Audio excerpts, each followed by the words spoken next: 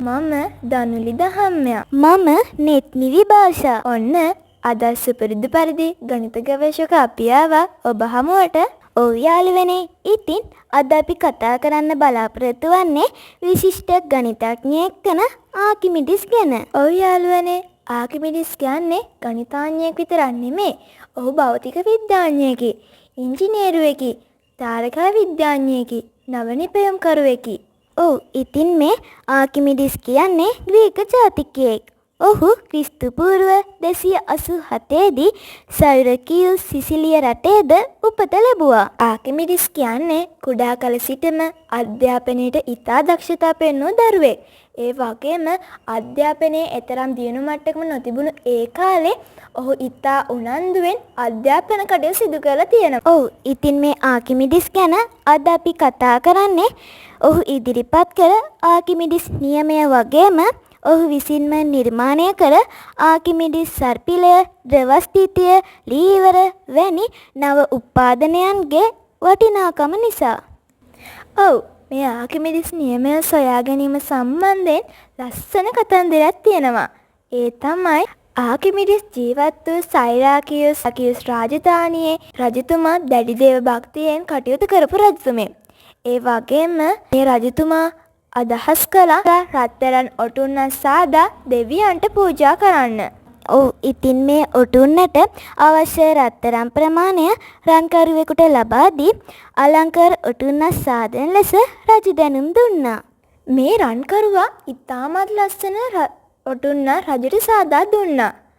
නමුත් රජුගේ පුරෝහිතයන් කිව්වේ රජු ලබා දුන් රත්තරන් වලින් කොටසක් මෙම රන්කරුවා සොරකම් කරගෙන එයට රිදීද මිශ්‍ර කර ඔටුන්න සාදා ඇති කියලා.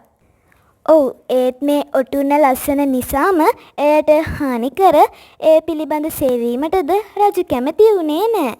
ඉතින් මේ පිළිබඳ සෙවීමට රාජධානියේ සිටි උගතුන්ට බාර කරත් ඒ කිසිවෙක්ට මෙම ගැටලුව විසඳා ගැනීමට හැකි වූයේ නැහැ. ඉතින් රජුරුවන්ගේ යාළුවෙකු ආකිමිඩිස්ට පවසමින් සිටියේ කෙසේ හෝ මේ ගැටලුව විසඳා දෙන ලෙසය. නැතහොත් තම මිත්‍රයෙකු වූවත් ඔහු රාජ උවදසට ලක්වෙන බවත් මරණ දණ්ඩනය හිමිවන බවත්ය. ඉතින් ආකිමිඩිස් හැම මොහොතෙම ඔටුන්නට කරදරයක් නොකර එය රත්තරෙන්ද හදලා තියෙන්නේ කියලා දැනගැනීමට ක්‍රමයක් සිත සිතා හිටියා. ඔන්න දවසක් ආකිමිඩිස් ස්නානය කිරීමට කට ළඟටම වතුර පිර වූ බේසමකට බසින විට ඔහු දුටුවා ඔහු බේසමේ ගිලෙන විට යම් පරිමාණයක් ඉවතට යනවා කියලා. ඔව් එතකොටම ආකිමිඩිස්ට වැටහුණ යම් වස්තුවක් තරලයක ගිල්වන විට ඒ වස්තුවේ පරිමාණයට සමාන තරල ප්‍රමාණයක් ඉවතට යනවා කියලා. ඔව් ඉතින් රජුරුවන්ගේ ප්‍රශ්නයට උත්තරය මේ හරහා විසඳා ගැනීමට හැකියාව තිබූ ආකිමිඩිස් යුරේකා කියමින් රාජමාලිගාවට දිව ගියා. එතුමාට මේ බව පැවසූ ආකිමිඩිස් උන්නට සෑදීමට ලබා දුන් රත්තරන් ප්‍රමාණයේ රත්තරන් කැබැල්ලක් ගෙන ඒ ජලය පිර වූ භාජනයක ගිල්වා එයින් පිට වූ පරිමාණය මැන නැවත ජලය පිර වූ භාජනයේ ඔටුන්න ගිල්වා එයින් පිට වූ පරිමාණය මැන ගෙන එය සංසන්දනය කිරීමෙන් පසුව රන්කරුවා යම් රත්තරන් ප්‍රමාණයක් සොරකම් කරගෙන ඇති බව තහවුරු කරගත්තා. ඉතින් අන්න එහෙම හොයාගත් ඉසදුම ආකිමිඩිස් නියමය කියලා අපි අදටත් ඉගෙන ගන්නවා. ඉතින් අපි ගණිතයේදී ආකිමිඩිස් ගැන කරන්නේ ඝනවස්තු වල පරිමාව හා ධාරිතාව, ත්‍රිමිතිය, වර්ගඵලය වැනි පාඩම් වලදී සාකච්ඡා කරයි. ක්‍රිස්තු පූර්ව 212 දී රෝමානු සොල්දාදුවෙකු විසින් ආකිමිඩිස්ව ඝාතනය කරනු ලැබුවා. ඉතින් තවත් බොහෝ නව නිපැයුම් ලෝකයට දායාද කරන්නට හැකියාව තිබූ ආකිමිඩිස්ගේ අවසානයේ මෙසේ සිද්ධ වුණා.